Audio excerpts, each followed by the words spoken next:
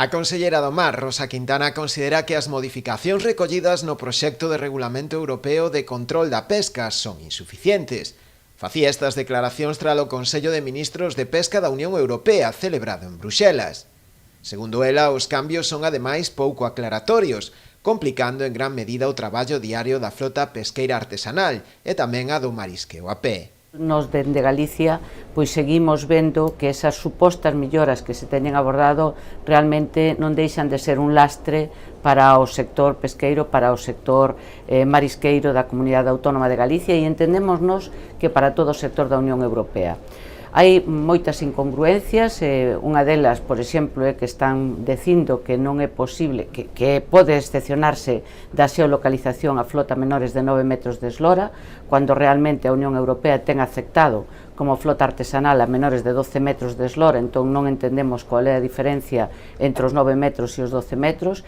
e dispois a todo o que dicen de exencións para a xeolocalización o veñen a complicar de tal maneira que ao final non sei se vamos a conseguir algo millorando ou non a flexibilidade que lle outorgan para a xeolocalización. No caso do marisqueo a pé, pois pasa máis do mesmo. Nós estamos incluso dispostos a proporcionarlle á Unión Europea o sistema de control que temos establecido para o marisqueo a pé en Galicia, onde se cumple co regulamento de medidas técnicas e, polo tanto, ca trazabilidade e co control das extraccións que se fan nos diferentes bancos marisqueiros. En definitiva, seguimos pedíndolle tanto ao Consello como á Comisión e ao Parlamento Europeo que nos trílogos teñan en conta